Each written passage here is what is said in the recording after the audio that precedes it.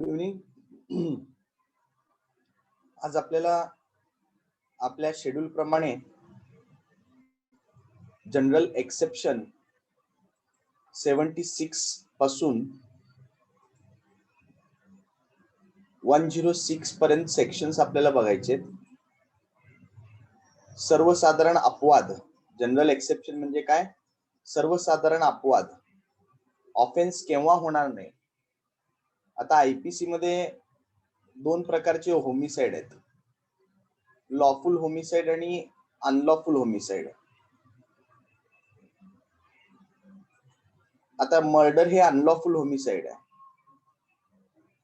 Homicide means, Homi means human, side means killing of human being.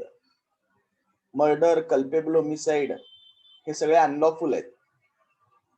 आणि general exception मध्ये जे provision दिलेले आहेत that is the lawful homicide. इथं आपल्याला सेक्शन 76 पासून सेक्शन 106 पर्यंत आपल्याला काय म्हणायचं? नो ऑफेन्स म्हणायचं. लक्षात ठेवा. आणि सगळ्यात महत्वाचं, generally offence of the accused person proved beyond reasonable doubt by prosecution. आता आरोपीने गुन्हा केलेला आहे हे सर्वस्वी सिद्ध करण्याची जबाबदारी ही सरकार पक्षाची आहे. आरोपीला काही करायची गरज नाहीये, परंतु आरोपीला डिफेन्स एव्हिडन्स देता येतं. पण बऱ्याच वेळेस 90% केसेस मध्ये आरोपी आपले डिफेन्स एव्हिडन्स देत नाहीये. बऱ्याच वेळेस प्रॉसिक्युशनच्या एव्हिडन्स मध्ये डिफेक्ट असल्यामुळं, ओमिशन्स, कॉन्ट्रॅडिक्शन्स असल्यामुळं त्याचं बेनिफिट ऑफ डाऊट अक्युजला मिळतं आणि अक्युज ऍक्विटल होतो. परंतु जर तुम्ही एक्सेप्शनचं एखादं जर बेनिफिट घेणार असेल तर तुम्हाला ते झालेलं कृत्य पहिल्यांदा कबूल करावं लागतं. बाबा मी मर्डर केलं, परंतु का केलं? राईट ऑफ प्रायव्हेट डिफेन्स मध्ये केलं. मग आता burden shift on accused person होणार आहे. लक्षात ठेवा, जर तुम्ही एखादं राईट ऑफ प्रायव्हेट डिफेन्स किंवा एखादं डिफेन्स जर तुम्ही घेत असाल तर बर्डन कोणावर शिफ्ट होणार आहे? आरोपीवर शिफ्ट होणार आहे. आता प्ली ऑफ अॅलिबाय, मी गुन्हा घडला त्या ठिकाणी नव्हतोच, माझं त्या गुन्ह्याशी काही संबंधच नाहीये, असं जर तुम्ही डिफेन्स घेत असाल तर सिद्ध करण्याची जबाबदारी तुमची आहे. म्हणजे बऱ्याच वेळेस काय होतं, आ बैल मुझे मार असं होतं. म्हणजे कृत्य कबूल करायचं आणि नंतर जर तुम्ही सिद्ध करू शकला नाही आणि बाकीचे एव्हिडन्स सफिशियंट जर असतील, तुमच्या विरुद्ध पुरावे जर सफिशियंट असतील तर लगेच शिक्षा होणार आहे तुम्हाला.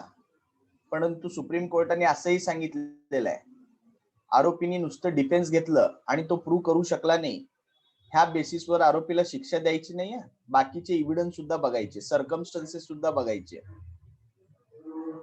तर सेक्शन 76 टू सेक्शन 106 अतिशय महत्वाचं आहे. ऑब्जेक्टिव्ह साठी तरी बऱ्याच वेळेस क्वेश्चन्स विचारलेले आहेत. आता तुमचं एक्झाम पॅटर्न कसं येईल सांगता येत नाही. कदाचित तुम्हाला ऑब्जेक्टिव्ह पॅटर्न सुद्धा येण्याची शक्यता आहे. तर आज आपल्याला सेक्शन 76 पासून सेक्शन 106 पर्यंत आपल्याला 31 अपवाद बघायचे आहेत. आणि अजून एक मी तुम्हाला सांगतो किंवा जनरल एक्सेप्शन मधले जे डिफेन्स आहेत ते अक्युजनीच रेज आउट करायला पाहिजे, गरज नाही आहे. कोर्टाला सुद्धा जर एव्हिडन्स मध्ये दिसून आलं की बाबा आरोपीचं कृत्य एक्सेप्शन मध्ये बसतं तर कोर्ट विल सू मोटो अप्लाय. कोर्टाला सुद्धा ते काय करता येईल, अपवाद सू मोटो अप्लाय करता येईल. म्हणजे accused does not plead for this defence but it is clear by the evidence that any of them are applicable, the court will suo moto apply. आता जनरल एक्सेप्शन चॅप्टर मध्ये तसं तुमचं पूर्ण syllabus, त्याच्यामधले काही सेक्शन वगळलेले आहेत, परंतु आपण सगळे सेक्शन आपण बघूयात. ह्याच्यामध्ये जनरल एक्सेप्शन मी 7 कॅटेगरीज मध्ये डिवाइड केलेले आहेत. त्यामुळे आपण जनरल एक्सेप्शन हे आपण कॅटेगरी वाईज जर बघितलं तर आपल्याला लगेच समजणार आहे. नियर अबाउट 31 सेक्शन्स आहेत. आणि मला टाइम आहे 1 तास. प्रत्येक सेक्शन मी फार डिटेलमध्ये जाऊन सांगू शकत नाही तुम्हाला. मला 1 तासाच्या वेळेमध्ये सगळ्या गोष्टी कव्हर करायच्या, लक्षात ठेवा. तर आता जनरल एक्सेप्शन मध्ये 7 कॅटेगरी. पहिली कॅटेगरी आहे मिस्टेक ऑफ फॅक्ट. ते दिलेलं आहे सेक्शन 76 आणि सेक्शन 79 मध्ये. Mistake of fact section 76 and section 79 मध्ये. Second category of general exception दिलेला आहे ज्युडिशियल ऍक्ट. त्याचे प्रोव्हिजन आहेत सेक्शन 77 अँड सेक्शन 78. त्यानंतर तिसरं कॅटेगरीमध्ये जनरल एक्सेप्शन मध्ये येणार आहे ऍक्सिडेंट. त्याचं प्रोव्हिजन आहे सेक्शन 80. त्यानंतर चौथं कॅटेगरी आहे, फोर्थ कॅटेगरी आहे absence of criminal intention. Absence of criminal intention. माझं व्हॉइस ब्रेक होतोय का? एका विद्यार्थ्याचं मेसेज आलेला आहे, व्हॉइस ब्रेक होतोय का? नाही. ओके, म्हणजे तुमच्याकडचं प्रॉब्लेम आहे. ओके, ठीक आहे. तर फोर्थ कॅटेगरी आहे ऍब्सेन्स ऑफ क्रिमिनल इंटेन्शन. ऍक्टस नॉन पॅसिट रियम निसी मेन्स सिट्रिया, one of the essential element of crime. तुमच्या मनात द्वेष भावना जर नसेल तर तुमचं कृत्य गुन्हा होत नाही. ह्याच्या संबंधीचे आपल्याला प्रोव्हिजन बघायचे आहेत. सेक्शन 81 to 86 आणि सेक्शन 92 to 94. त्यानंतर फिफ्थ आपल्याला जनरल एक्सेप्शन बघायचं आहे, consent. Act done with consent no offence म्हणलेलं आहे. त्याच्याबद्दलचे प्रोव्हिजन आपल्याला सेक्शन 87 to 91 बघायचे आहेत. त्यानंतर trifling act, sixth category of general exception, section 95 मध्ये आपल्याला बघायचं आहे. त्यानंतर last seventh category right of private defence, section 96 to 106. अजून एकदा मी तुम्हाला सांगतो, तेवढं फक्त नोट डाऊन करून घ्या. Mistake of fact section 76 and 79, judicial act section 77 and 78, accident section 80, absence of criminal intention. मनामध्ये द्वेष भावना नाहीये तर ते कृत्य गुन्हा होत नाही. त्याचे provision section 81 to 86 and section 92 to 94 मध्ये दिलेलं आहे. त्यानंतर कन्सेंट सेक्शन 87 to 91. त्यानंतर ट्रिपलिंग ऍक्ट सेक्शन 95 आणि right of private defence section 96 to 106. आज एक 10 मिनिट उशीर झालं तरी मी घेणार आहे, सगळे राईट ऑफ प्रायव्हेट डिफेन्स संपवणार आहे.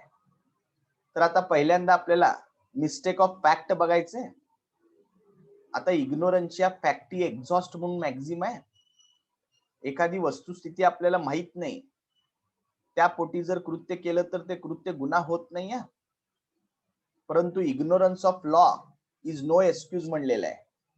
इग्नोरन्शिया ज्युरिस नॉन एक्झॉस्ट. कायदा मला माहित नाही असं तुम्हाला डिफेन्स घेता येणार नाही. तुम्ही ज्या देशाचे नागरिक आहात त्या देशाचं प्रत्येकाला कायदा माहित पाहिजे. मला कायदा माहित नाही, मर्डर केलं की फाशी किंवा जन्मठेप शिक्षा आहे मला माहित नाही, असं तुम्हाला डिफेन्स घेता येत नाही. इवन फॉरेनर सुद्धा आपल्या देशात आला तर त्याला आपल्या देशाचा कायदा माहित पाहिजे, कारण तो आपल्या देशात राहतो, आपल्या देशात वास्तव्यास आहे, म्हणजे त्याला आपल्या देशाचा कायदा माहित पाहिजे. आता मिस्टेक ऑफ फॅक्ट असेल तर गुन्हा होणार नाही. आता सेक्शन 76 आणि सेक्शन 79 मध्ये स्लाइटली डिफरन्स आहे. दोन्ही मध्ये मिस्टेक ऑफ फॅक्टच दिलेला आहे. फक्त मी तुम्हाला 2 वर्ड खाली तुम्ही अंडरलाईन करा. बाउंड बाय लॉ सेक्शन 76 मध्ये अंडरलाईन करा आणि सेक्शन 79 मध्ये जस्टिफाईड बाय लॉ खाली अंडरलाईन करा. आता बाउंड बाय लॉ म्हणजे एखादं कृत्य कायद्याने करणं बंधनकारक आहे आणि जस्टिफाईड बाय लॉ म्हणजे कायद्याने कृत्य करणं बंधनकारक नाही, परंतु कायदा अलाव करतं एखादं कृत्य करण्यासाठी. आता सर्वसामान्य नागरिकाला गुन्हा घडत असेल तर आरोपीला ताब्यात घेण्याचा अधिकार आहे सीआरपीसी प्रमाणे, आणि पोलिसांच्या ताब्यात देण्याचा त्याला सर्वस्वी अधिकार आहे. आणि बाउंड बाय लॉ किंवा जस्टिफाईड बाय लॉ हे कृत्य करत असताना जर मिस्टेक ऑफ फॅक्ट झालं तर गुन्हा होणार नाही. सेक्शन 76 काय बघा, एक्सेप्शनची सगळी सुरुवात नथिंग इज अन ऑफेन्स पासून चालू झालेली आहे. गुन्हा होणार नाही. नथिंग इज अन ऑफेन्स म्हणजे काय? गुन्हा होणार नाही. नथिंग इज अन ऑफेन्स काय म्हणलंय बघा, नथिंग इज अन, एकच minute, nothing is an offence which is done by person bound by law or by mistake of fact believing himself bound by law to do a certain act. एखादं कृत्य करणं त्याच्यावर विधिवत बंधनकारक असताना ते कृत्य करत असताना जर वस्तुस्थितीबद्दल काही चूक झाली तर ते कृत्य गुन्हा होणार नाही. उदाहरणार्थ कोर्टाने यक्सला अटक करा म्हणून वॉरंट काढलं, कॉन्स्टेबल वॉरंटची बजावणी करायला गेला, यक्सला अटक करायला गेला आणि झेडला यक्स समजून त्यांनी अटक केलं. यक्सला झेड समजून त्यांनी अटक केलं. म्हणजे कोर्टाने ऑर्डर केलं होतं झेडला अटक करा म्हणून, कॉन्स्टेबल झेडला अटक करायला गेला आणि यक्सला झेड समजून यक्सला त्यांनी अटक केलं. आता कॉन्स्टेबल कडनं चूक झाली, इलिगल डिटेन्शन झालं, परंतु गुन्हा होणार नाही. कारण कायद्याने बंधनकारक होतं त्याला झेडला अटक करायचं, आणि झेडला अटक करायला जात असताना त्याच्याकडनं चूक झाली वस्तुस्थितीबद्दल आणि यक्सला झेड समजून त्यांनी यक्सला अटक केलं. त्यानंतर सेक्शन 79 मध्ये mistake of fact justified by law आहे. Nothing is an offence which is done by person justified by law, म्हणजे एखादं कृत्य करणं कायद्याने योग्य आहे, बंधनकारक नाही पण योग्य आहे, कायदा आपल्याला अलाव करतो. अशा समजुतीपोटी कृत्य करत असताना जर चूक झाली, सद्भावनेने कृत्य करतोय आपण, और who by reason of mistake of fact and not by mistake of law, mistake of law नाही आहे, मिस्टेक ऑफ फॅक्ट आहे, सद्भावनापूर्वक कृत्य करतोय आणि जस्टिफाईड बाय लॉ आहे असं समजून कृत्य करतोय, आणि असं कृत्य करत असताना जर काही गुन्हा घडलं तर ते गुन्हा होणार नाही. यक्स वायला मारत होता, यक्स वायला मारत होता, तुम्ही त्याला बघितलं. आता वायला वाचवण्यासाठी तुम्ही काय केलं? सीआरपीसी प्रमाणे तुम्हाला सर्वसामान्य जनता म्हणून अधिकार दिलेले आहेत. यक्सला ताब्यात घेतलं, वाय पळून गेला. नंतर तुम्हाला कळालं की X right of private defence मध्ये वायला मारत होता, म्हणजे तुमच्याकडनं चूक झाली. चोराला सोडलात आणि संन्यासाला पकडलात. आता तुमचं कृत्य गुन्हा होणार आहे का? होणार नाही. कारण कायद्याने एखादं कृत्य करणं तुमच्यावर योग्य वाटत होतं म्हणून तुम्ही ते कृत्य केलात, आणि कृत्य करत असताना तुमच्याकडनं मिस्टेक झालं, मिस्टेक ऑफ फॅक्ट झालं, तर ते कृत्य गुन्हा होणार नाही. पण mistake of law is no defence म्हणलेलं आहे. एक लँडमार्क केस आहे MS George versus state of Maharashtra, all India reporter 1965, supreme court, page number 722. MS George versus state of Maharashtra, all India reporter 1965, supreme court, 722. Mistake of law बद्दल दिलेलं आहे. आता MS George हे foreigner होता. भारतातून तो फॉरेन मध्ये जात असताना त्याच्या जॅकेटमध्ये 34 kg गोल्ड सापडलं. आता एका लिमिटच्या वर आपण गोल्ड घेऊन जाऊ शकत नाही. पोलिसांनी त्याला ताब्यात घेतलं, केस दाखल झालं. आता त्याचं डिफेन्स काय होतं की भारत देशाचा कायदा मला माहित नाही, परंतु कोर्टाने असं सांगितलं की जरी तुम्ही फॉरेनर असलात तरी भारतात आहे, म्हणजे भारताचा कायदा तुम्हाला माहित पाहिजे. मला कायदा माहित नाही असं तुम्हाला एक्सक्यूज घेता येणार नाही. लक्षात ठेवा. हे झालं first category mistake of fact. त्यानंतर सेकंड कॅटेगरी ऑफ एक्सेप्शन आपल्याला बघायचं आहे. Judicial act. आता ज्युडिशियल ऍक्ट अतिशय सोपं आहे. सेक्शन 77 आणि सेक्शन 78 मध्ये ज्युडिशियल ऍक्ट दिलेला आहे. न्यायिक कृत्य करत असताना एखादं चूक झाली तर ते गुन्हा होणार नाही. सेक्शन 77 मध्ये न्यायाधीशांना संरक्षण दिलेलं आहे आणि सेक्शन 78 मध्ये ऑफिसर ऑफ कोर्टला संरक्षण दिलेलं आहे. म्हणजे 77 मध्ये ज्युडिशियल ऑफिसरला संरक्षण दिलेलं आहे. सेक्शन 77 काय बघा, nothing is an offence which is done by जज. न्यायाधीशांनी न्यायिक काम करत असताना when acting judicially in exercise of any power which is given by him by law, कायद्याने त्याला दिलेल्या अधिकारात काम करत असताना, न्यायिक कृती करत असताना, or which in good faith, सद्भावनापूर्वक कृत्य करत असताना, किंवा कायद्याने मला अधिकार दिलेले आहेत, he believes to be given to him by law, कायद्याने मला अधिकार दिलेले आहेत अशा समजुतीपोटी सद्भावनेपूर्वक with due care and attention न्यायिक पद्धतीनं काम करत असताना एखादी कृत्य झालं, चूक झाली तर ते गुन्हा होणार नाही. नाहीतर काय होईल, कित्येक जजेसचे खालच्या कोर्टातले निकाल वरच्या कोर्टात फिरतात.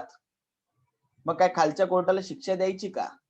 खाली कन्व्हिक्शन झालेलं वर ऍक्विटल होतं नाहीये. खालच्या कोर्टाची चूक नाहीये, कारण न्यायिक पद्धतीनं काम करत असताना, कायद्याने दिलेल्या अधिकाराचा वापर करत असताना सद्भावनापूर्वक एखादं कृत्य न्यायाधीशांनी केलं तर ते कृत्य गुन्हा होणार नाही. By mistake survey number 101 attach करण्याचं हुकूम करायच्या ऐवजी 102 अटॅच करा म्हणून कोर्टाने हुकूम केलं.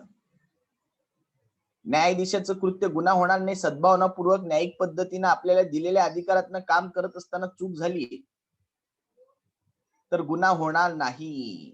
म्हणजे जजेसला प्रोटेक्शन दिलेलं आहे. परंतु एखाद्या न्यायाधीशाने अधिकार नसताना काम केलं, बॅड फेथ मध्ये काम केलं, मग मात्र जजेस लायबल आहेत. If he act without jurisdiction, without good faith, he would be responsible. त्यानंतर सेक्शन 78 बघायचंय. ज्युडिशियल ऑफिसरला संरक्षण दिलेलं आहे. म्हणजे कोर्टातले बेलीफ, कोर्टातले क्लार्क कोर्टाच्या आदेशाप्रमाणे काम करत असताना एखाद्या ऑफिसर कडनं चूक झाली आणि त्या ऑफिसरनी सद्भावनापूर्वक तो कार्य करतोय, न्यायाधीशाचा आदेश आहे म्हणून कार्य करतोय, न्यायाधीशाचा आदेश रद्द झालेला नाहीये, न्यायाधीशाच्या आदेशाला स्थगिती मिळालेली नाहीये, न्यायाधीशाचा आदेश अस्तित्वात आहे, अशा समजुतीपोटी कार्य करत असताना, सद्भावनापूर्वक कार्य करत असताना एखाद्या ऑफिसरचं चूक झालं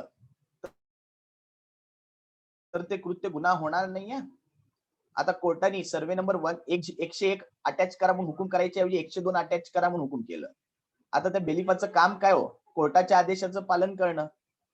आणि कोर्टाचा आदेश अस्तित्वात आहे, रद्द केलेलं नाहीये.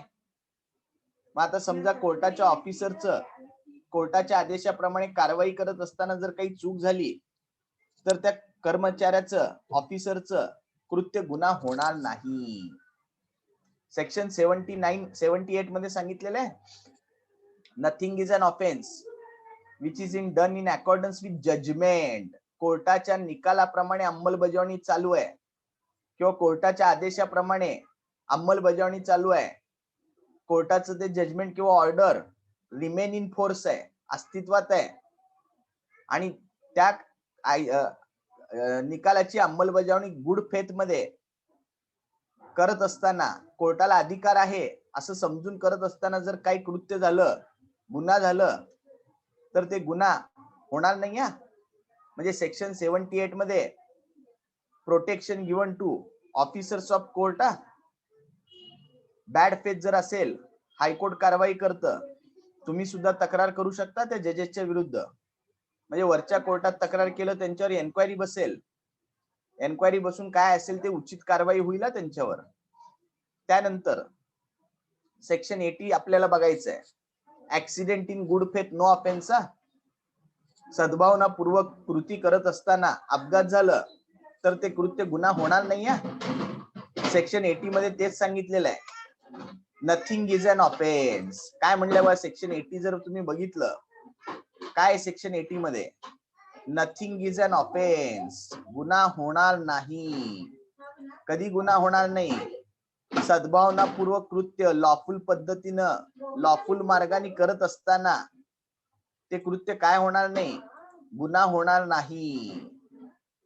Nothing is an offence which is done by accident और मिसफॉर्च्यून. मिसफॉर्च्यून म्हणजे अनपेक्षित असं कृत्य घडलं, अपघात झालं, मनामध्ये कुठलेही फौजदारी द्वेष भावना नाही आहे, मेनस्रिया नाही आहे, without any criminal intention, knowledge म्हणजे जाणीव नाही आहे, ते कृत्य कायदेशीर पद्धतीनं, कायदेशीर कृत्य कायदेशीर पद्धतीनं, कायदेशीर मार्गाने, योग्य काळजी घेऊन, प्रिकॉशन्स घेऊन करत असताना जर काही कृत्य झालं तर ते गुन्हा होणार नाही. Nothing is an offence which is done by accident or misfortune and without any criminal intention or knowledge in the doing of a lawful act in a lawful manner by lawful means. म्हणजे कायदेशीर कृत्य कायदेशीर मार्गाने करत असताना, योग्य काळजी घेऊन करत असताना कृत्य केलं, गुन्हा होणार नाही. इमारतीचं पाडकाम चालू आहे आणि इमारतीचं पाडकाम चालू असताना परवानगी घेतलेली आहे, बॅरिगेड्स लावलेले आहेत, योग्य ती काळजी घेतलेली आहे, आजूबाजूच्या लोकांना इन्फॉर्मेशन दिलेलं आहे आणि योग्य काळजी घेऊन इमारत पाडकाम करत असताना अपघात झालं, तर मग आपलं कृत्य जबाबदार नाही आहे. वाहन चालवताना लायसन आहे, हेल्मेट आहे, ट्रॅफिक रूल्स फॉलो केलेला आहे, अपघात झालं, गुन्हा होणार नाही. 279 काय बघा तुम्ही, रॅश अँड निग्लिजंट ऍक्ट आहे. बेदरकारपणे आणि निष्काळजीपणाने कृती केली, 279 लागू होणार आहे. परंतु तुमचं बेदरकार कृती नाहीये, निष्काळजीपणाची कृती नाहीये, लॉफुल ऍक्ट आहे, लॉफुल मॅनर आहे, लॉफुल मीन्स आहे आणि त्याचबरोबर with due care and attention आहे, तर ते कृत्य काय होणार नाही? गुन्हा होणार नाही. लक्षात ठेवा. त्यानंतर पुढचं आपल्याला कॅटेगरी बघायचं आहे. ऍक्सिडेंट बघितलं आपण आता. त्यानंतर पुढची कॅटेगरी आपल्याला बघायची आहे ऍब्सेन्स ऑफ क्रिमिनल इंटेन्शन. चौथी कॅटेगरी बघायची आहे ऍब्सेन्स ऑफ क्रिमिनल इंटेन्शन, म्हणजे मनामध्ये कुठलंही द्वेष भावना नाही. आता गुन्हा होण्यासाठी दोन गोष्टी फार महत्वाच्या आहेत. आता तसं बघायला गेलं प्रत्येक सेक्शन मध्ये सांगण्यासारखं भरपूर आहे, सांगण्यासारखं केस लॉज भरपूर आहेत, पण आपल्याला जास्त डिटेल मध्ये बघायचं नाहीये. बेसिक गोष्टी आपल्याला शिकायच्या आहेत. नाहीतर फार डिटेल सांगत बसलं तर एका सेक्शन वर 1 तास लेक्चर द्यावं लागेल मला. तर आता आपल्याला काय बघायचंय? Absence of criminal intention, section 81 to 86 आणि सेक्शन 92 to 94 आपल्याला बघायचं आहे. मनामध्ये कुठलीही द्वेष भावना नाहीये. एक मॅक्झिम आहे, ऍक्टस नॉन फॅसिट, लॅटिन मॅक्झिम आहे, ऍक्टस नॉन फॅसिट रियम निसी मेन्स सिट रिया, intent and act both must concur to constitute a crime. Crime होण्यासाठी मेन्स रिया प्लस ऍक्टस रियस पाहिजे. ऍक्टस रियस हे फिजिकल ऍक्ट आहे. आता बांधकाम करत असताना, योग्य काळजी घेऊन बांधकाम करत असताना अपघात झालं, नो ऑफेन्स आहे. परंतु मुद्दामून वर्ण दगड टाकलं, दुखापत पोहोचवण्यासाठी, मारून टाकण्यासाठी 100% ऑफेन्स आहे. ऍक्टस रियस हे फिजिकल ऍक्ट आहे, मेन्स रिया हे मेंटल एलिमेंट आहे. गिल्टी माइंड पाहिजे, द्वेष भावना पाहिजे.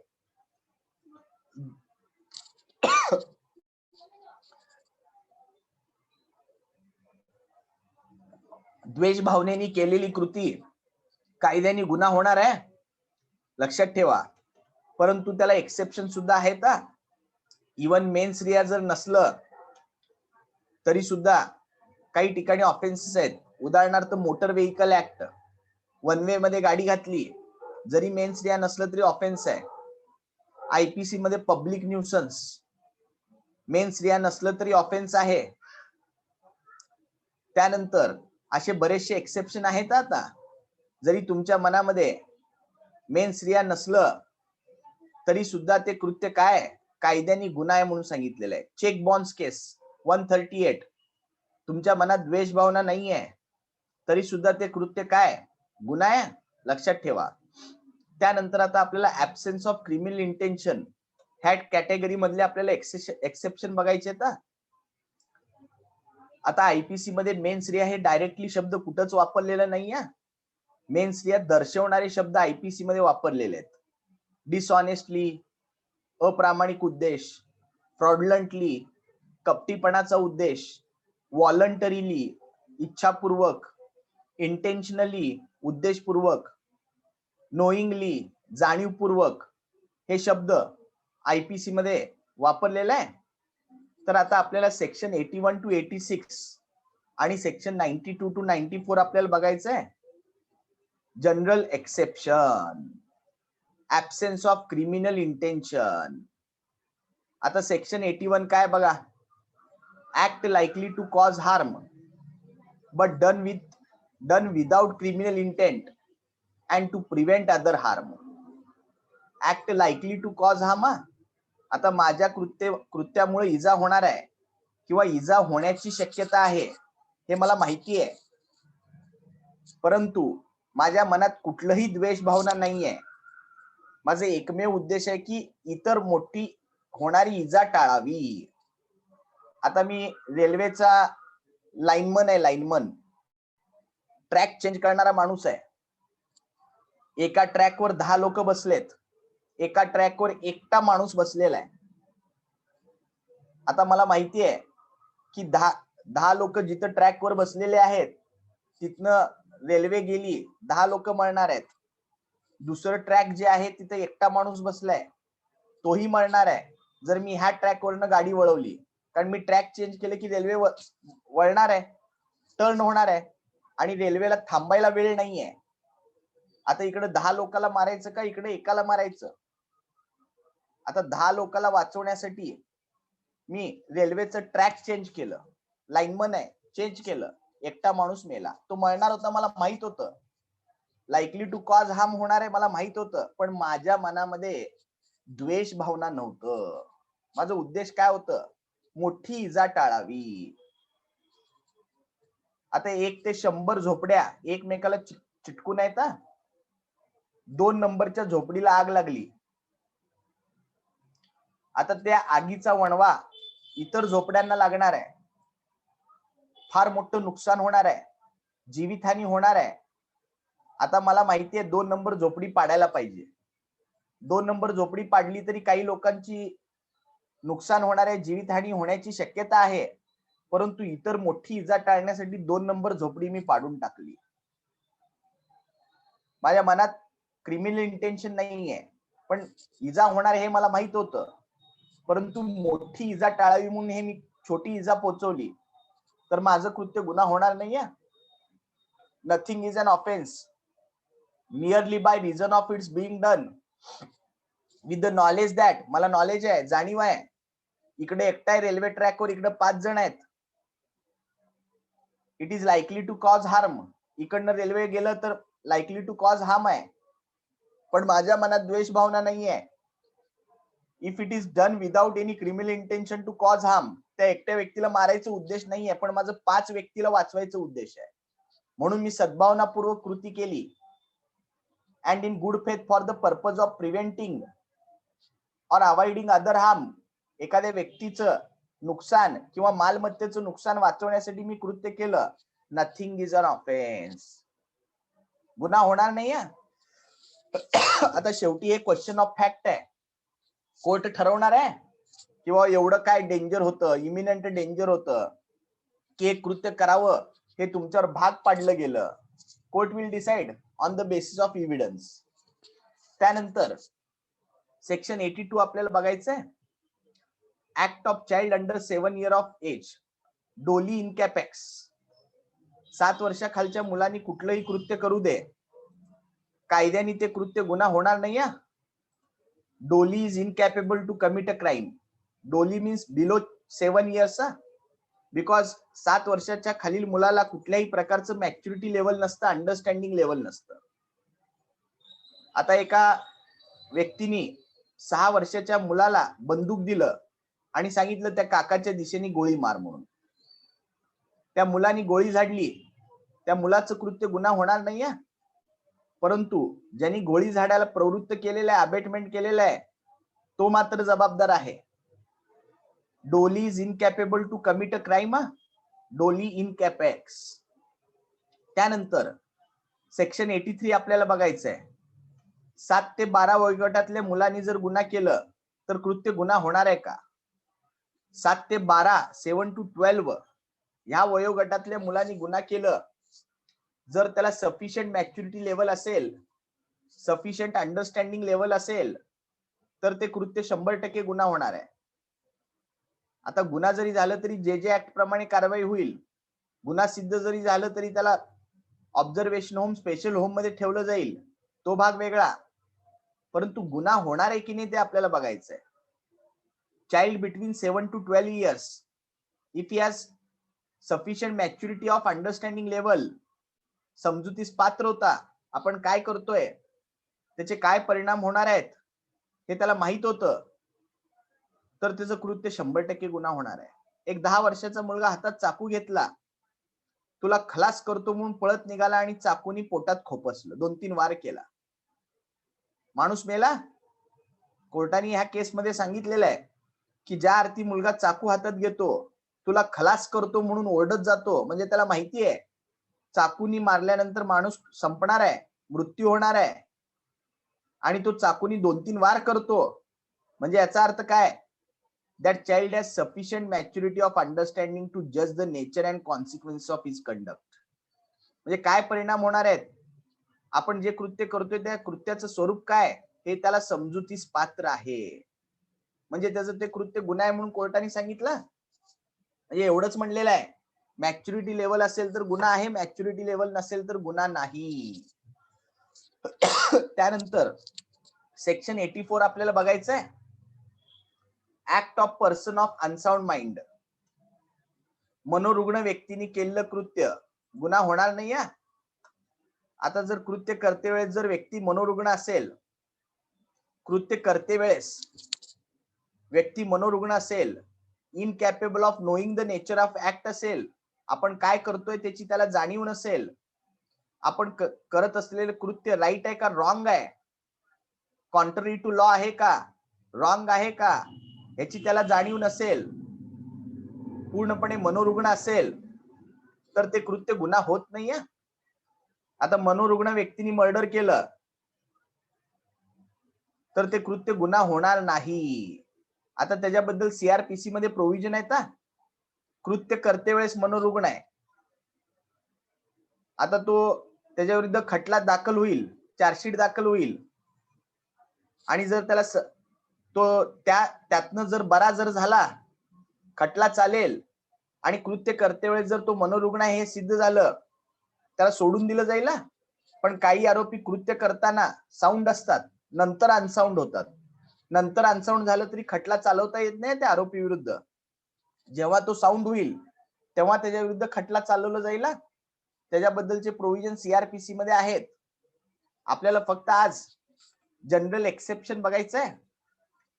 Act done by person who at the time of doing it by reason of unsoundness of mind, incapable of knowing the nature of the act, that he is doing what is either wrong or contrary to law. कृत्य करते वेळेस तो पूर्णपणे समजण्यास असमर्थ आहे, माझं कृत्य राईट आहे का रॉंग आहे ते त्याला माहित नाहीये, तर त्याचं कृत्य गुन्हा होणार नाही. आता क्रिमिनल इन्सॅनिटी, तो व्यक्ती मनोरुग्ण आहे की नाही ह्याचं टेस्ट संबंधी काही प्रिन्सिपल मॅकनॅक्टन केस मध्ये दिलेले आहेत. इंग्लिश केस आहे, मॅकनॅक्टन केस, लँडमार्क केस आहे. द मॅकनॅक्टन रूल, त्यात नमूद केलेले प्रिन्सिपल टेस्ट फॉर क्रिमिनल इन्सॅनिटी साठी दिलेले आहेत. एखादा व्यक्ती मनोरुग्ण आहे की नाही हे कसं बघायचं, त्यातले प्रिन्सिपल्स त्याच्यामध्ये नमूद केलेले आहेत मॅकनॅक्टनच्या केसमध्ये. लक्षात ठेवा. त्यानंतर पुढचं सेक्शन आपल्याला बघायचं आहे. पुढचं सेक्शन आता इंटॉक्सिकेशन बद्दल आपल्याला प्रोव्हिजन बघायचे. सेक्शन 85 आणि 86 दोन्ही मिळून आपल्याला प्रोव्हिजन बघायचे. आता ह्याच्यामध्ये थोडक्यात मी तुम्हाला सांगतो. व्हॉलंटरी इंटॉक्सिकेशन असेल तर ऑफेन्स आहे.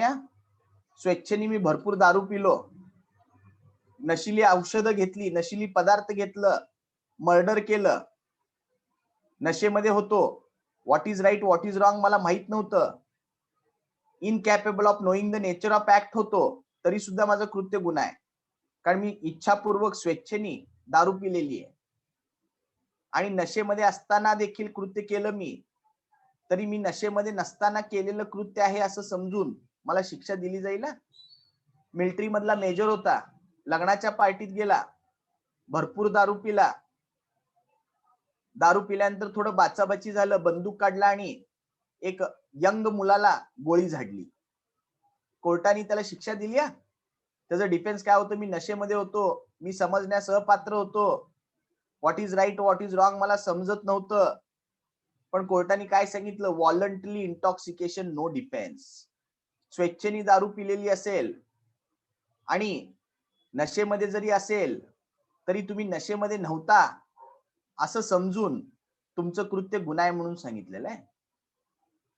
त्यानंतर इनव्हॉलंटरी इंटॉक्सिकेशन, कोणीतरी जबरदस्ती दारू पाजली, कोणीतरी जबरदस्ती अंमली पदार्थ खाऊ घातले आणि त्यातनं काही कृत्य झालं, गुन्हा झालं, तर ते कृत्य गुन्हा होणार नाही. म्हणजे सेक्शन 85 आणि 86 मध्ये 85 मध्ये इनव्हॉलंटरी अगेन्स्ट विल इंटॉक्सिकेशन बद्दल दिलेलं आहे आणि सेक्शन 86 मध्ये व्हॉलंटरी इंटॉक्सिकेशन बद्दल दिलेलं आहे. लक्षात ठेवा. आता 85 सेक्शन काय बघा, act of person incapable of judgement by reason of intoxication caused against his will खाली अंडरलाईन करा. कोणीतरी जबरदस्ती मला अंमली पदार्थ खाऊ घातलं आणि इतका नशेमध्ये गेलो, मी समजुतीस अपात्र झालो आणि माझ्या हातनं काही गुन्हा घडलं तर गुन्हा होणार नाही. कारण जबरदस्ती मला अंमली पदार्थ दिलेले आहेत, नशिली पदार्थ दिलेले आहेत. नथिंग इज अन ऑफेन्स खाली अंडरलाईन करा. Nothing is an offence which is done by person who at the time of doing it by reason of intoxication incapable of knowing the nature of the act, पूर्णपणे ते कृत्य करण्यास असमर्थ होतो, माहित नाही मला, or that he is doing what is either wrong, माझं कृत्य चुकीचं आहे का कायद्याच्या विसंगत आहे हेही मला माहित नाही, पण कधी हे डिफेन्स आहे, मला जे इंटॉक्सिकेशन झालेलं आहे ते माझ्या इच्छेविरुद्ध व्हायला पाहिजे. म्हणजे जबरदस्ती कोणीतरी मला नशिली पदार्थ इंटॉक्सिकेटेड थिंग्स द्यायला पाहिजे, provided that the thing which intoxicated him was administered to him without his knowledge, न कळत ज्यूस मध्ये घालून दिलं, इच्छेविरुद्ध जबरदस्ती पाजवलं आणि त्या नशेमध्ये असताना कृत्य केलं तर गुन्हा होणार नाही. सेक्शन 86 व्हॉलंटरी इंटॉक्सिकेशन आहे. व्हॉलंटरी इंटॉक्सिकेशन डिफेन्स नाही. जरी मी नशेमध्ये असलो, जरी मी incapable of knowing the nature of act असलो, तरी मी नशेमध्ये नसताना कृत्य केलेलं आहे असं समजून मला शिक्षा दिली जाईल. Offence requiring a particular intent और knowledge committed by one who is intoxicated. In case where an act done is not offense unless done with particular knowledge or intent, कुठलंही कृत्य गुन्हा होत नाही, तुमच्यात नॉलेज तरी असायला पाहिजे किंवा इंटेंट तरी असायला पाहिजे, जाणीव तरी असायला पाहिजे किंवा उद्देश तरी असायला पाहिजे. आता नशेमध्ये असलेल्या व्यक्तीला जाणीव पण नसतं, उद्देश पण नसतं, परंतु स्वेच्छेने नशा केली, जरी जाणीव आणि उद्देश नसलं तरी जाणीव होतं, नशेमध्ये असला तरी नशेमध्ये नव्हता असं समजून तुमचं कृत्य गुन्हा होईल. A person who does the act in the state of intoxication shall be liable, खाली अंडरलाईन करा, शॅल बी लायबल. नशेमध्ये असताना ते कृत्य गुन्हा होणार आहे. कधी? स्वेच्छेने दारू पिली, स्वेच्छेने नशेमध्ये नशिली पदार्थ घेतले, shall be liable. To be dealt with as if he had same knowledge. Knowledge नसलं तरी नॉलेज आहे. As he would have had if he had not been intoxicated. तो नशेमध्ये नाही, नशेमध्ये नाही, त्याला नॉलेज होतं. नशेमध्ये असलं तरी नशेमध्ये नाही असं समजून त्याचं कृत्य गुन्हा होईल ना. Unless the thing which intoxicated him was administered to him without his knowledge. फक्त एक्सेप्शन, डिफेन्स कधी घेता येईल? इंटॉक्सिकेशन अगेन्स्ट विल पाहिजे, अगेन्स्ट नॉलेज पाहिजे. विदाउट नॉलेज किंवा अगेन्स्ट विल पाहिजे. समजलं? त्यानंतर आता आपल्याला ऍब्सेन्स ऑफ क्रिमिनल इंटेन्शन मध्ये सेक्शन 92 टू 94 आपल्याला बघायचं आहे. म्हणजे थोडक्यात मी आता काय सांगितलं, 85, 86 मध्ये non voluntary drunkenness is a excuse. Voluntary drunkenness is no excuse. त्यानंतर आता section 92 to 94 absence of criminal intention मध्येच येणार आहे. बघूयात आपण. Act done in good faith for the benefit of person without his consent if it is impossible to obtain consent within time. विशिष्ट वेळेमध्ये त्याची संमती घेणं शक्य नव्हतं, त्याच्या हितासाठी, त्याच्या फायद्यासाठी कृत्य केलं. Nothing is an offence by reason of any harm which it may cause to person for whose benefit. एखाद्या व्यक्तीच्या हितासाठी सद्भावनापूर्वक त्या व्यक्तीची संमती न घेता, कारण संमती घेणं अशक्य होतं, तो संमती देण्यास अपात्र होता किंवा त्याचे पालन करता गार्डियन नव्हते, इन्चार्ज पर्सन कोण नव्हते, इन्चार्ज पर्सनची कन्सेंट घ्यायला उशीर लागत होतं, त्याच्या हितासाठी त्याची संमती घेऊन एखादं कृत्य केलं तर गुन्हा होणार नाही. म्हणजे उदाहरणार्थ काय, डॉक्टरनी काय केलं, एक लहान मुलाचा ऍक्सिडेंट झालेला आहे, तो कोम्यात गेलेला आहे, तातडीनं ऑपरेशन करणं गरजेचं आहे असं डॉक्टरचं मत आहे. Immediate operation performed is necessary. परंतु त्याच्या पालनकर्त्याला, आई वडिलांना संपर्क साधणं अशक्य आहे, तेवढं वेळ नाहीये, आणि वेळ गेलं तर त्या लहान मुलाचं मृत्यू होण्याची दाट शक्यता आहे. म्हणून डॉक्टरनी act done in good faith, सद्भावनापूर्वक त्या मुलाच्या बेनिफिटसाठी त्याच्या गार्डियनची संमती न घेता ऑपरेशन केलं, पण ऑपरेशन मध्ये तो मुलगा दगावला, त्याचं कृत्य गुन्हा होणार नाही. डॉक्टरचं कृत्य आयपीसी मध्ये खाली दिलेले एक्झाम्पल वाचायचे तर इलस्ट्रेशन वाचायचे. इलस्ट्रेशन इज ऑल्सो लॉ म्हणलेलं आहे, लक्षात ठेवा. Illustration is also law.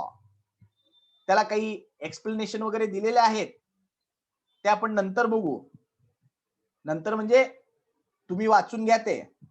त्यानंतर आता सेक्शन 93 आपल्याला बघायचंय. Communication made in good faith. सद्भावनापूर्वक एखादी माहिती दिली तर कृत्य गुन्हा होणार नाहीये.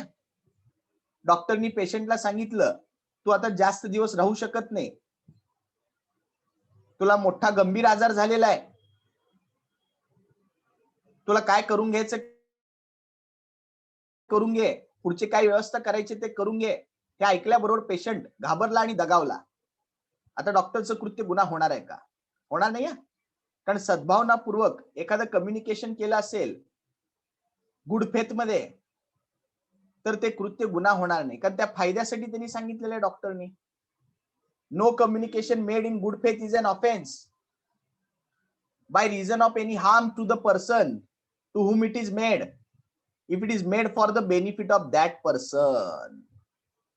त्यानंतर section 94 act to which a person is compelled by threat. Act under compulsion. सक्ती, भीतीपोटी, दमदाटी देऊन एखादं कृत्य करायला भाग पाडलं तुम्हाला सांगितलं समोरच्याचं पाय तोड, नाहीतर मी तुझं पाय तोडतो, तुझ्या भावाला किडनॅप करतो, तुझ्या भावाचं मर्डर करतो, ह्या भीतीपोटी तुम्हाला एखादं कृत्य करायला लावलं तर तुमचं कृत्य गुन्हा होणार नाही. परंतु तुम्हाला मर्डर करण्याचा अधिकार नाही. मर्डर करण्याचा अधिकार नाही. भारत सरकार विरुद्ध युद्ध पुकारण्याचा अधिकार नाही. ज्या गुन्ह्याला फाशी शिक्षा आहे असे कृत्य भारत सरकार विरुद्ध करण्याचा अधिकार नाही.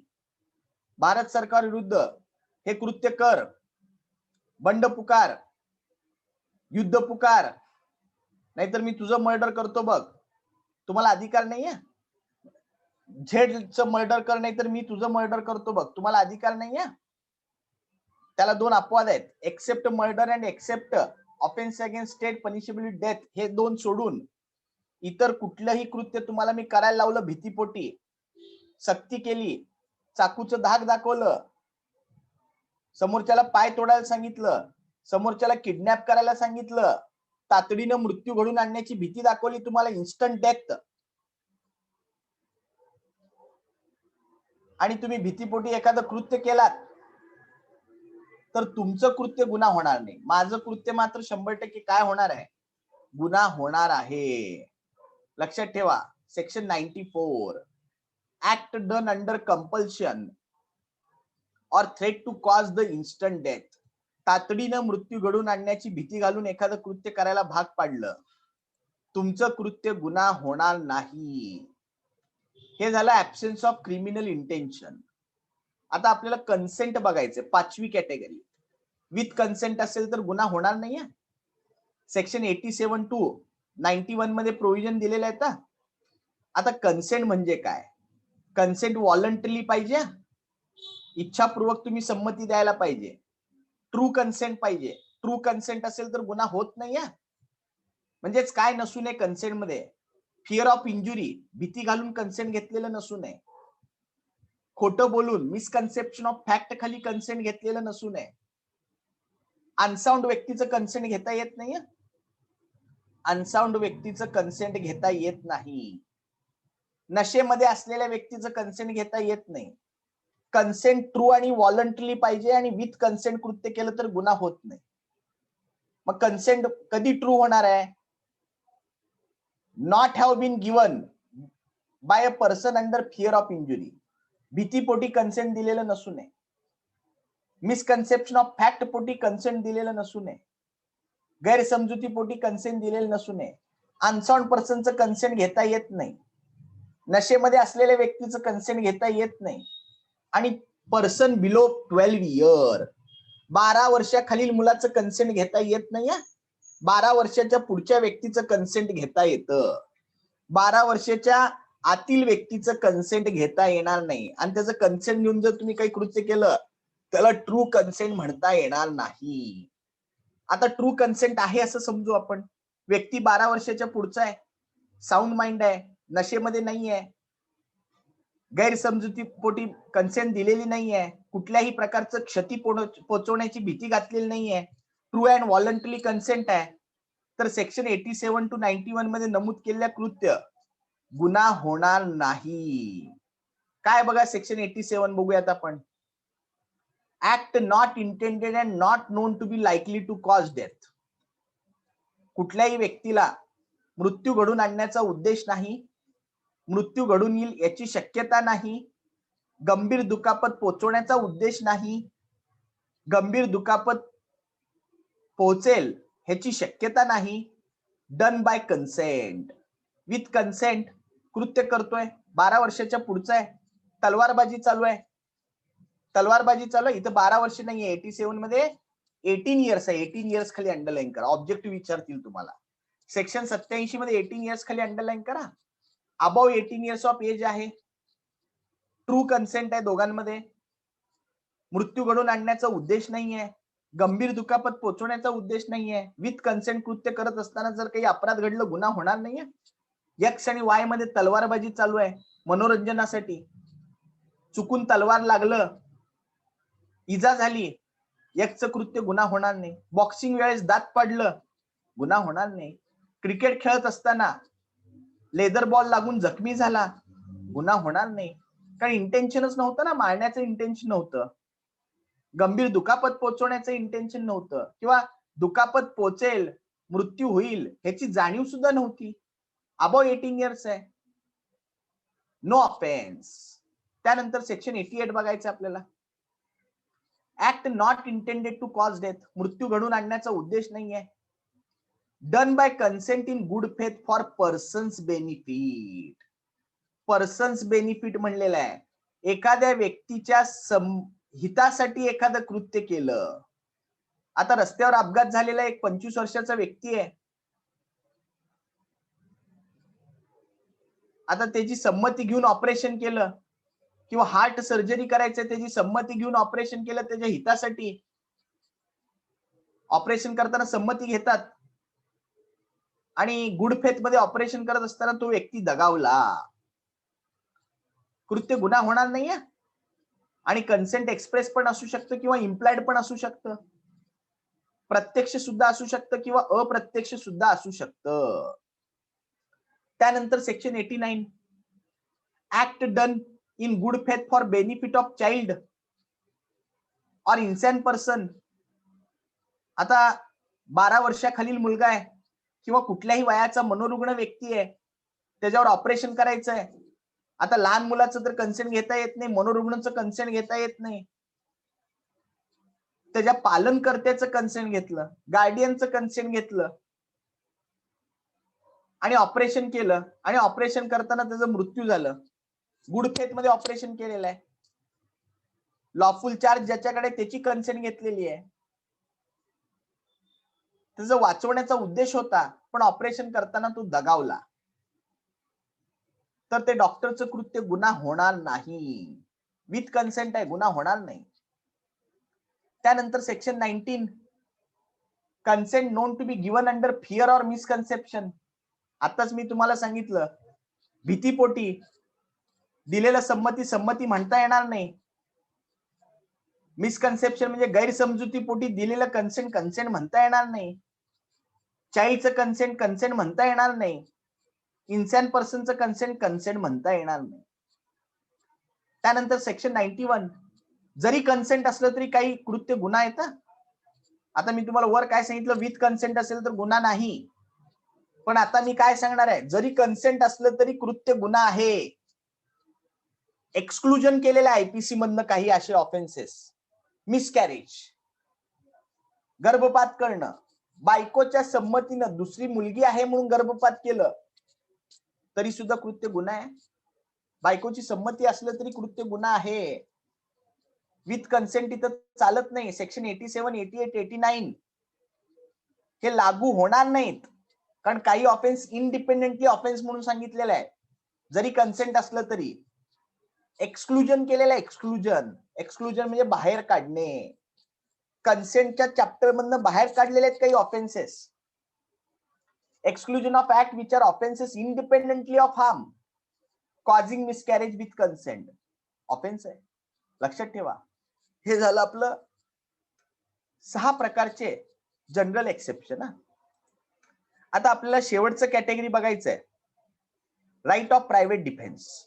पण तत्पूर्वी अजून एक कॅटेगरी राहिलेली आपली, सेक्शन 95 राहिलेलं आहे, tripling act.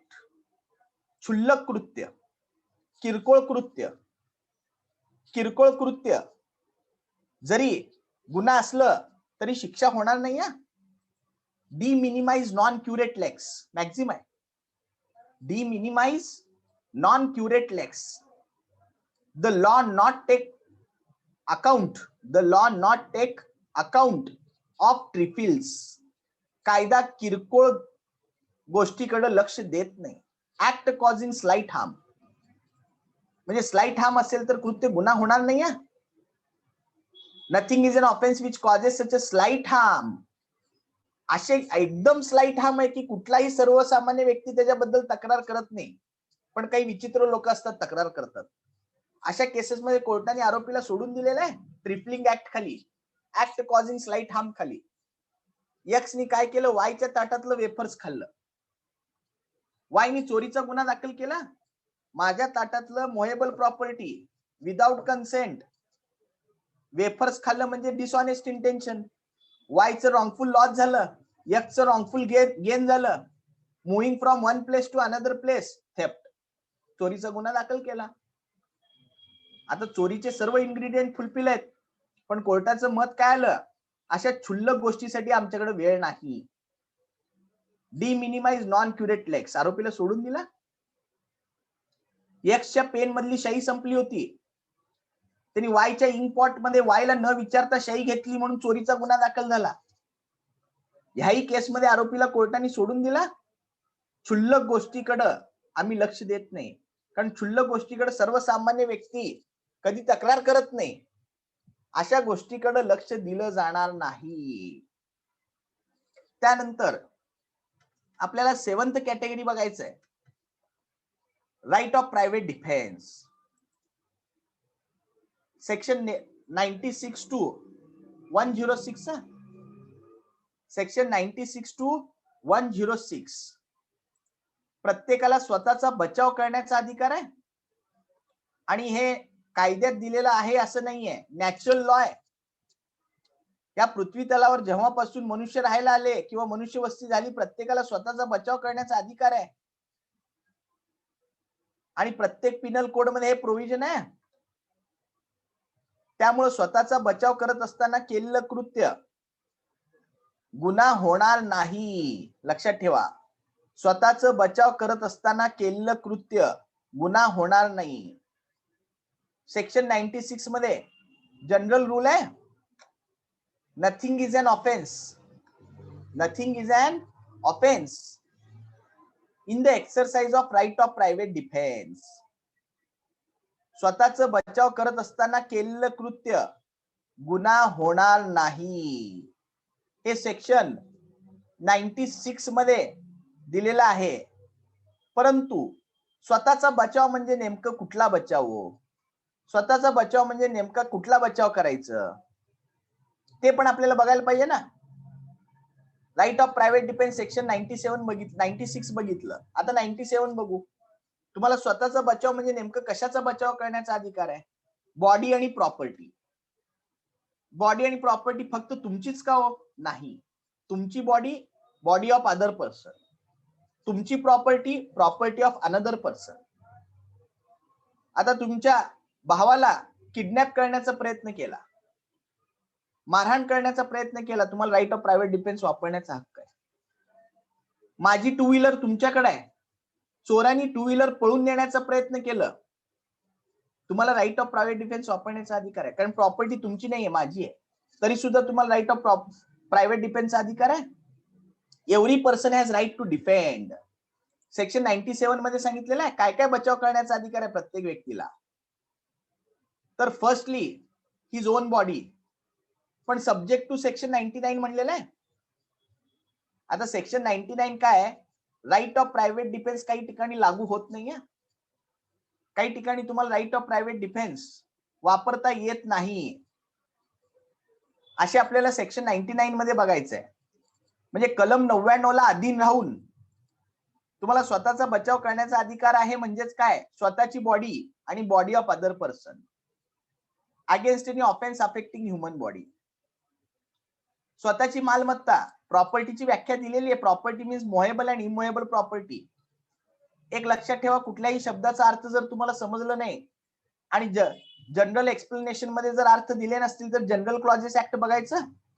General clauses act आपण बरेच वकील विद्यार्थी बघत नाही. आपण ज्या शब्दाची व्याख्या तुम्हाला कुठंच सापडली नाही अशा शब्दाची व्याख्या तुम्ही जनरल क्लॉजेस ऍक्ट मध्ये बघायचं, जनरल क्लॉजेस ऍक्ट. आणि आपण बऱ्याच वेळेस जनरल क्लॉजेस ऍक्ट सोडून देतो. सेक्शन 2 आणि 3 मध्ये जवळपास काय 60 का 66 वर्डचे काय दिलेले आहेत? डेफिनेशन दिलेले आहेत. कोर्ट म्हणजे काय डेफिनेशन दिलेलं आहे तिथं. कोर्ट म्हणजे बऱ्याच शब्दाचा अर्थ आपल्याला सापडत नाही, त्या ऍक्ट मध्ये सुद्धा नसतं. तेव्हा अशा वेळेस जनरल क्लॉजेस ऍक्ट आपण बघायचं. इंटरप्रिटेशन ऑफ स्टॅट्यूट विषय शिकला असेल तुम्ही लॉला असताना. बघूयात आपण section 97 own body and own property. Property of other आणि body of other. Property means movable and immovable property. लक्षात ठेवा, the property whether movable or immovable of himself or any other person against an act which is an offense falling under the definition of theft. आता 278 पासून theft आहे, robbery आहे, मिसचिफ आहे, extortion आहे, criminal trespass आहे, बचाव करण्याचा अधिकार आहे. त्यानंतर सेक्शन 98 आपल्याला बघायचं आहे. तुम्ही राईट ऑफ प्रायव्हेट डिफेन्स मनोरुग्ण व्यक्ती विरुद्ध वापरू शकता का? 100% वापरू शकता. जरी त्या मनोरुग्ण व्यक्तीचं कृत्य गुन्हा होत नसलं, अनसाउंड पर्सननी केलेलं कृत्य जरी गुन्हा होत नसलं तरी तुम्ही राईट ऑफ प्रायव्हेट डिफेन्स मनोरुग्ण व्यक्ती विरुद्ध वापरू शकता.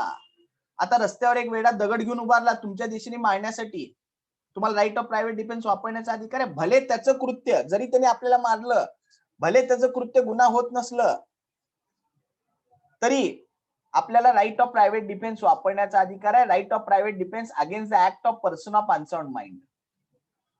When an act would otherwise be a certain offense is not that offense. मनोरुग्ण व्यक्तीने केलेलं कृत्य गुन्हा होणार नाहीये.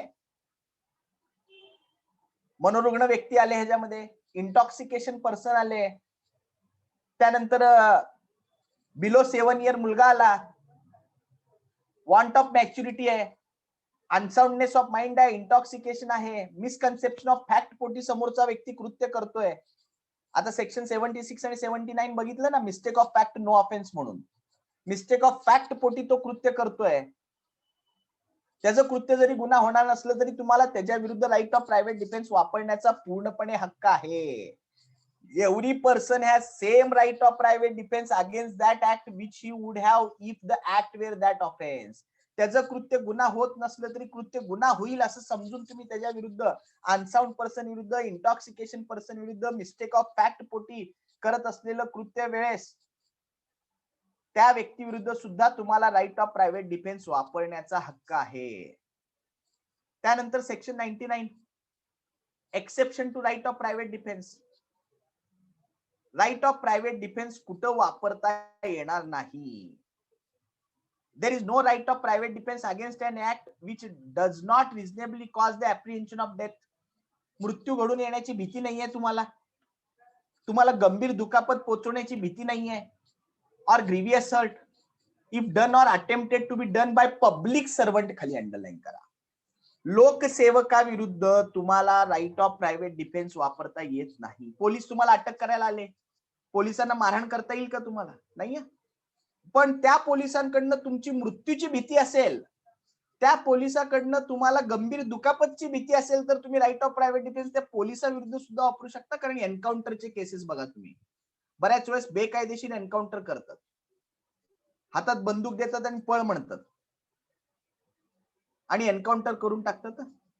जर एखाद्या पोलीस ऑफिसर कडनं किंवा एखाद्या पब्लिक सर्वंट कडनं तुम्हाला तुमच्या मृत्यूची भीती असेल किंवा त्या पोलीस ऑफिसर कडनं तुम्हाला गंभीर दुखापत पोहोचवण्याची भीती असेल तर तुम्ही राईट ऑफ प्रायव्हेट डिफेन्स त्या पब्लिक सर्वंट सुद्धा विरुद्ध सुद्धा वापरू शकता. परंतु त्या पब्लिक सर्वंट कडनं तुम्हाला not reasonably cause the apprehension of death, not reasonably cause the apprehension of grievous hurt. तो पब्लिक सर्वंट गुड फेथ मध्ये काम करतोय, आपल्या अधिकारात काम करतोय, कोर्टाने वॉरंट काढलंय त्याला अटक कर म्हणून, किंवा नॉन बेलेबल ऑफेन्स आहे, कॉग्निझिबल ऑफेन्स आहे, तुम्ही सस्पेक्टेड अक्युज्ड पर्सन आहात, तुम्हाला अटक करायला आला सद्भावनापूर्वक आपल्या अधिकारामध्ये, तर तुम्हाला right of private defence public सर्वंटच्या विरुद्ध वापरता येत नाही. त्याचबरोबर अजून कोणाविरुद्ध राईट ऑफ प्रायव्हेट डिफेन्स वापरता येत नाही? पब्लिक सर्वंटच्या डायरेक्शन प्रमाणे एखादा ऍक्ट एखादा व्यक्ती करत असताना त्या व्यक्ती विरुद्ध सुद्धा वापरता येत नाही.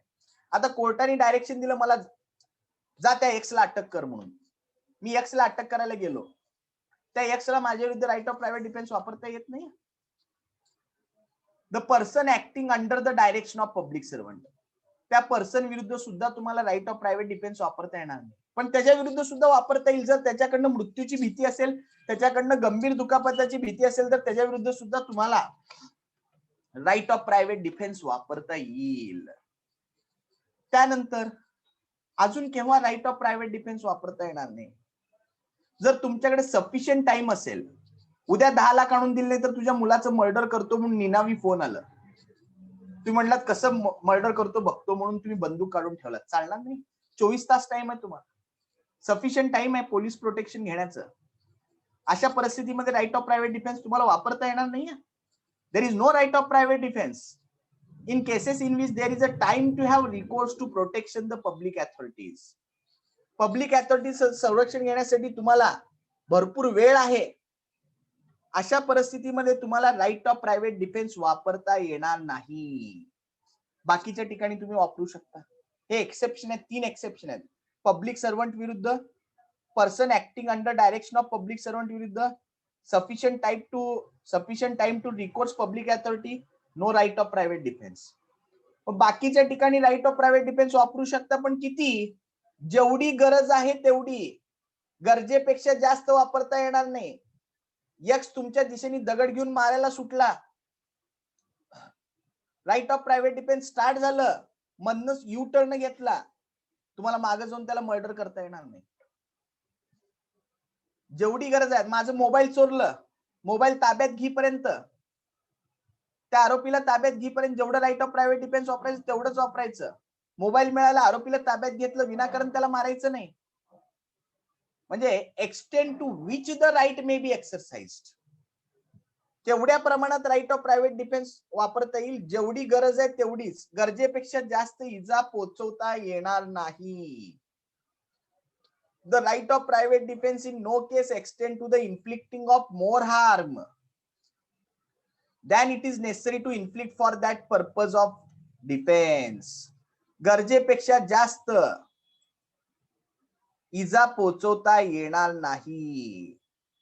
त्यानंतर सेक्शन 100, स्वतःच्या बॉडीचं संरक्षण करत असताना कुठल्या परिस्थितीमध्ये समोरच्या व्यक्तीला मारून टाकू शकता तुम्ही. When the right of private defense of body extend to causing death, स्वतःची बॉडी किंवा बॉडी ऑफ अदर पर्सनचं संरक्षण करत असताना तुम्ही समोरच्या व्यक्तीला मारून टाकण्याचा अधिकार कधी प्राप्त होतो? तर 7 परिस्थितीमध्ये, 7 सर्कमस्टन्स मध्ये. पहिलं बघा, समोरच्यानी reasonable cause the apprehension of death, समोरचा मर्डर करायला आला, तुम्ही त्याला मारून टाकू शकता. ग्रीवियस हर्ट, लोखंडी रॉड घेऊन आला मारायला, मारून टाकू शकता. रेप करण्याच्या उद्देशाने आला, मारून टाकू शकता. अननॅचरल लस्ट, सेक्शन 377, जबरदस्ती, निसर्ग नियमाविरुद्ध अनैसर्गिक कृती करायला आला, मारून टाकू शकता. किडनॅपिंग और अबडक्शन, अपहरण करायला आला, मारून टाकू शकता. रॉंगफुल कन्फाइनमेंट, बेकायदेशीरपणे डांबून ठेवण्याचा प्रयत्न करू लागला, मारून टाकू शकता. 7वा अमेंडमेंट केलेला आहे, 7वा अमेंडमेंट केलेला आहे. 2013 क्रिमिनल लॉ अमेंडमेंट 2013 ला अमेंडमेंट केलेला आहे. समोरचा व्यक्ती ऍसिड फेकू लागला, ऍसिड फेकण्याचा प्रयत्न केला, तुम्ही त्याला मारून टाकू शकता. आता ह्या 7 परिस्थितीतच तुम्हाला मारून टाकण्याचा अधिकार आहे. बाकीच्या परिस्थितीमध्ये मारून टाकता येत नाही. मग बाकीच्या परिस्थितीमध्ये काय करता येईल? तुमचा मोबाईल चोरायला आला, हातात काठी घेऊन, स्टिक घेऊन तुम्हाला मारायला आला, मग तुम्ही त्याला मारून टाकू शकत नाही. स्टिक घेऊन मारायला आला म्हणजे ग्रीवियस हर्ट पोहोचण्याची भीती नाहीये तुम्हाला. मग बाकीच्या परिस्थितीमध्ये राईट ऑफ प्रायव्हेट डिफेन्स वापरण्याचा तुम्हाला हक्क आहे, पण किती इजा पोचू शकता? Subject to 99. डेथ सोडून इतर कुठली इजा पोचवा, डेथ सोडून इतर कुठलीही इजा पोचवा, परंतु सब्जेक्ट टू 99. एक सेक्शन 99 ला अधीन राहून. सेक्शन 99 काय सांगतं? गरजेपेक्षा जास्त इजा पोचू नका, असं सेक्शन 101 मध्ये सांगितलंय. ह्या 7 परिस्थितीमध्ये स्वतःचं बॉडी किंवा बॉडी ऑफ अदर पर्सनचं संरक्षण करताना तुम्हाला मारून टाकण्याचा हक्क आहे. बाकीच्या परिस्थितीमध्ये इतर इजा पोचू शकता इन शॉर्ट ऑफ डेथ, मृत्यू सोडून इतर इजा पोचू शकता. मग इतर इजा म्हणजे काय? पाय तोडायचं, ग्रीवियस हर्ट, सिंपल हर्ट, काय इजा पोचवायचं? तर सेक्शन 99 ला अधीन राहून. when such a right extend to causing any harm other than death, खाली अंडरलाईन करा. वरील 7 परिस्थिती नाहीयेत, इतर परिस्थिती, हातात काठी घेऊन तुम्हाला मारायला आलेला आहे, राईट ऑफ प्रायव्हेट डिफेन्स वापरण्याचा हक्क आहेच तुम्हाला, पण तुम्हाला मारून टाकण्याचा हक्क नाही हमलेखोराला. इन शॉर्ट ऑफ डेथ इतर इजा पोचू शकता. इतर इजा म्हणजे किती? तर under the restriction mention in section 99, म्हणजे सेक्शन 99 चे प्रतिबंध तुम्हाला लागणार आहेत. गरजेपेक्षा जास्त इजा पोचवायचं नाही. त्यानंतर section 102, right of private defence कधी स्टार्ट होईल आणि कधी एंड होईल. तुमच्या मनात भीती निर्माण झाली की right of private defence start, आणि तुमच्या मनातली भीती संपली की right of private defence end. Duration दिलेलं आहे सेक्शन 102 मध्ये. काय दिलेलं आहे? ड्युरेशन, कालावधी. The right of private defence commences as soon as there is a reasonable fear of danger to body. समोरचा व्यक्ती चाकू घेऊन तुमच्या दिशेने धावत आला, माझ्या मनात भीती निर्माण झाली, right of private defence start. मधनच यू टर्न घेतला, आता तुम्हाला मागे जाऊन मारता येत नाही, भीती संपली, right of private defence comes to an end. हे झालं सेक्शन 102. आता 103 बघू आपण. डिफेन्स ऑफ प्रॉपर्टी 103 मध्ये. प्रॉपर्टी मीन्स मोहेबल प्रॉपर्टी आणि इमोहेबल प्रॉपर्टी. मालमत्तेचा बचाव करत असताना समोरच्या व्यक्तीला तुम्ही कधी मारून टाकू शकता? प्रॉपर्टीचा बचाव करत असताना तुम्ही समोरच्या व्यक्तीला कधी मारून टाकू शकता? Section 103. The right of private defense of property extend to causing of death or any other harm to the assailant. Assailant म्हणजे हमलेखोर. तर 4 परिस्थितीमध्ये तुम्ही मारून टाकू शकता. जबरी चोरी, हायवेवर कोणीतरी अडवलं, चाकू दाखवलं, मारून टाका. रात्रीच्या वेळेस घरफोडी करू लागला, मारून टाका. House breaking by night. तुमच्या घराला आग लावू लागला, तंबूला आग लावू लागला, जहाजाला आग लावू लागला, तिथं राहती वस्ती आहे किंवा गोडाऊन आहे, mischief by fire to building, tent, vessel used as a human dwelling or for custody of property, आग लावण्याचा प्रयत्न करू लागला, मारून टाका. चोरी करायला आला, पण चोरी करायला येताना बंदूक घेऊन आला, म्हणजे आपलं मृत्यू होण्याची भीती आहे. मिस्चिफ, आगळीक, नुकसान पोचायला आला आणि येताना चाकू घेऊन आला. हाऊस ट्रेसपास करायला आला, येताना तलवार घेऊन आला, त्याच्याकडनं आपलं मृत्यूची भीती आहे किंवा गंभीर दुखापतीची भीती आहे, तुम्ही त्याला मारून टाकू शकता.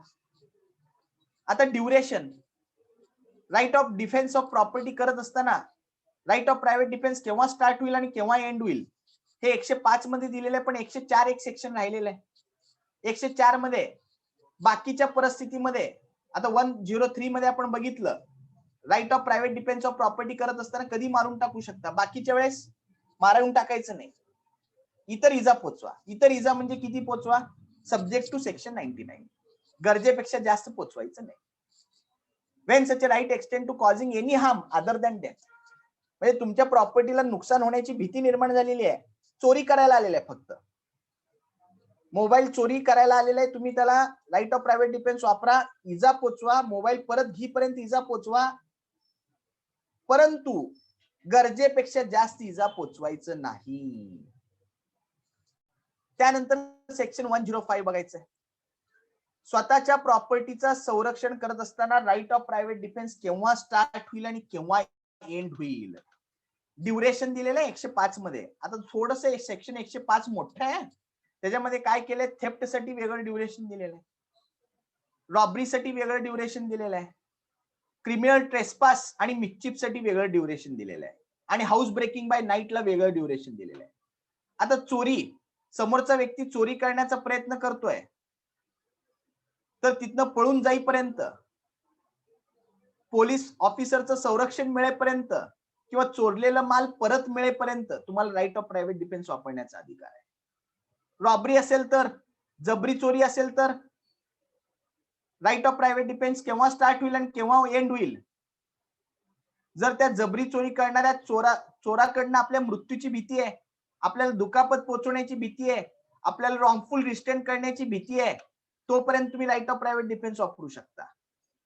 तात्काळ मृत्यू, इन्स्टंट डेथची भीती आहे, इन्स्टंट ग्रीवियस हर्टची भीती आहे, जोपर्यंत तुमच्या मनात भीती आहे तोपर्यंत तुम्ही राईट ऑफ प्रायव्हेट डिफेन्स वापरू शकता. क्रिमिनल ट्रेसपास असेल तर जोपर्यंत आरोपी क्रिमिनल ट्रेसपासचं काम चालू आहे, त्याचं मिस्चिफचं काम चालू आहे, तोपर्यंत तुम्ही राईट ऑफ प्रायव्हेट डिफेन्स करू शकता. रात्रीच्या वेळेस घरफोडी, house breaking by night, right of private डिफेन्सचा अधिकार आहे. हाऊस ब्रेकिंग बाय नाईट, घरफोडी चालू झाल्यापासून तुमचं राईट ऑफ प्रायव्हेट डिफेन्स चालू झालं आणि कधीपर्यंत घरफोडी चालू आहे तोपर्यंत तुम्ही राईट ऑफ प्रायव्हेट डिफेन्स वापरू शकता. आता थोडक्यात सांगायचं म्हणलं, सेक्शन 105 जर बघितलं, काय हो सेक्शन 105, ड्युरेशन दिलेलं आहे, right of private defence commence, सुरुवात केव्हा होईल, तुमच्या मनात भीती निर्माण झाली, reasonable apprehension of danger to property, तुमच्या मालमत्तेला नुकसान पोहोचवण्याची भीती निर्माण झाली, right of private defence start, कधीपर्यंत कंटिन्यू, जोपर्यंत तुमच्या प्रॉपर्टीला धोका आहे तोपर्यंत कंटिन्यू. ते थेफ्ट असू दे, क्रिमिनल ट्रेसपास असू दे, मिस्चिफ असू दे, रॉबरी असू दे, हाऊस ब्रेकिंग असू दे. आता शेवटचं सेक्शन आहे 106, राईट ऑफ प्रायव्हेट डिफेन्स वापरत असताना निष्पाप व्यक्ती बळी जाण्याची शक्यता आहे. समोरून मॉब येतोय 10 जणांचं, सगळ्यांच्या हातात तलवारी आहेत, आता मला मारणार आहेत, मॉब येत आहे, माझा मृत्यू होणार आहे. आता अशा परिस्थितीमध्ये माझ्या हातात बंदूक आहे, मला स्वतःचा बचाव करण्याचा अधिकार आहे, परंतु स्वतःचा बचाव करत असताना बंदुकीतनं मी गोळी झाडली तर समोर एक निष्पाप मूल उभारलाय, चाइल्ड आहे, त्या निष्पाप मुलाला गोळी लागण्याची शक्यता आहे. मग अशा परिस्थितीमध्ये मी राईट ऑफ प्रायव्हेट डिफेन्स वापरून गोळी झाडू शकतो का? झाडता येईल म्हणलेलं आहे. निष्पापचं बळी जाण्याची शक्यता असेल तर ते रिस्क घेण्याचा अधिकार आहे. Right of private defence against deadly assault. हमलेखोर हातात चाकू घेऊन येत आहेत, तलवार घेऊन येत आहेत, डेडली असॉल्ट आहे आणि मला राईट ऑफ प्रायव्हेट डिफेन्स वापरत असताना रिस्क आहे, इनोसंट पर्सन बळी जाण्याची शक्यता आहे. ते रिस्क घेता येईल का? Extend to the running of that risk म्हणलेला आहे. अशा परिस्थितीमध्ये निष्पाप व्यक्ती बळी गेला तरी चालेल. तुम्हाला रिस्क घेण्याचा अधिकार आहे. ओके. आपलं right of private defence section 76 to 106 संपलेलं आहे. थोडक्यात मी सांगण्याचा प्रयत्न केलेला आहे. जास्त डिटेल सांगितलं नाही. बेसिक ज्या गोष्टी महत्वाच्या आहेत तुमच्यासाठी आणि तेवढ्याच गोष्टी महत्वाच्या आहेत. आपल्याला काही साधं चाळणी एक्झाम द्यायचं, 10वीचं पेपर अवघड आहे, पण असिस्टंट पब्लिक प्रॉसिक्युटरचं पेपर सोपं आहे. आणि विशेष म्हणजे इथं रिझर्वेशन आहे तुम्हाला. त्याचबरोबर स्पोर्ट्समन, अपंग व्यक्तीला अधिकार आहे, आरक्षण आहे. जेएमएफसी थोडी परीक्षा अवघड आहे. जवळपास जेएमएफसी ला आणि सरकारी वकील, असिस्टंट पब्लिक प्रॉसिक्युटरला पगार तेवढंच आहे, फक्त फॅसिलिटीज जरा कमी आहे. हाऊसिंग अकोमोडेशन जजेसला दिलेलं तुम्हाला दिलेलं नाही, पण तुम्हाला बेनिफिट काय, फ्रीडम जास्त आहे. जजेसला फ्रीडम कमी आहे, तुम्हाला फ्रीडम जास्त आहे. आणि तुम्हाला अजून एक बेनिफिट काय, तुमच्या प्रॉपर स्टेशनला तुमची बदली होऊ शकते. जजेसचं प्रॉपर स्टेशनला बदली होऊ शकत नाही, लक्षात ठेवा. ओके, चलो, गुड डे. थँक्यू.